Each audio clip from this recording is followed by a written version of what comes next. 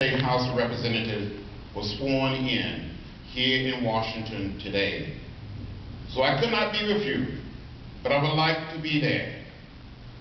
It is a great honor to be recognized by the oldest association of historians in the country, especially one once led by Presidents Roosevelt and Wilson. It is also a great honor to receive an award named after these two great men, the Theodore Roosevelt Woodrow Wilson Public Service Award. I would like to thank your President, Professor Linda Kerber, your Executive Director, Dr. Anita Jones, and the Governor's Council of the American Historical Association for this great honor. You've asked me to talk for a few moments about what I believe history and why I believe history is so important. Our history is our national identity. The story of our past helps us to find who we are as a nation and as a people. And they help us determine who we must become. Teddy Roosevelt would say that we are blessed to be a nation with a glorious past. We are blessed because we were founded on one of the highest goals for human civilization, the need to free the human spirit so it can pursue its divine destiny. America was established not to create wealth, said Woodrow Wilson, but to realize a vision, to realize an idea, to discover and maintain liberty among humankind. And that vision, that American dream, has inspired people around the world to find their way to our shore in search of their future.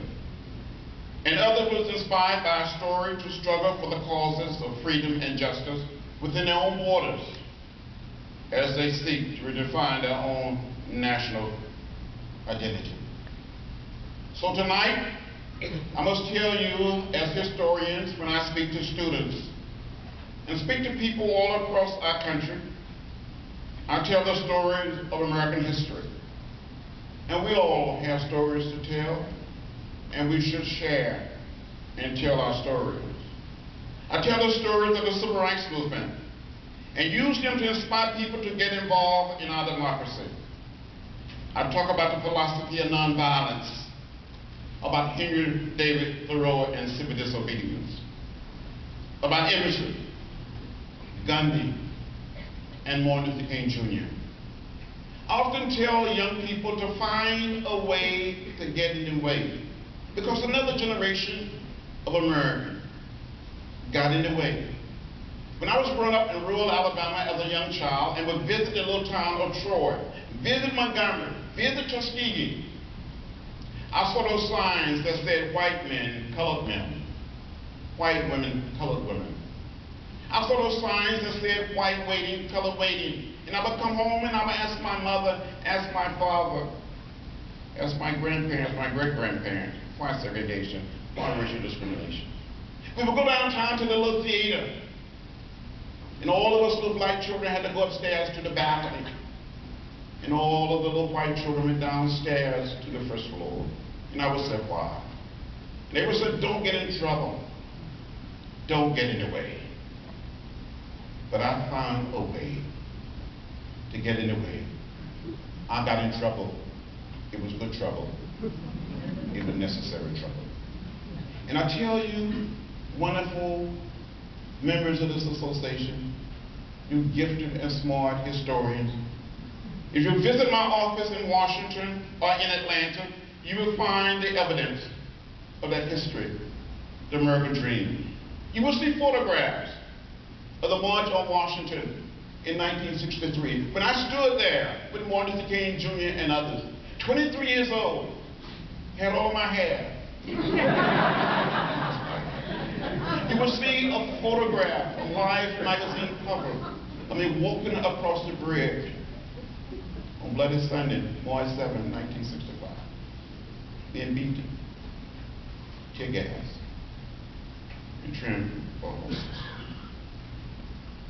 Even today, those photographs, videos, magazine covers that I've collected have inspired me and continue to inspire me. Yes, we are blessed to have a glorious past, but our history has not been without faults, without pitfalls, without the problems that have plagued the human condition. But our legacy is great and will continue to be great as long as we have the courage to confront our faults and correct our course toward our highest destiny. That's why, a few years ago, I believe it was important, and I think it remains important today, to be committed to the struggle to create a National Museum of African American History and Culture. For 7 years, I introduced the legislation in every session of the Congress.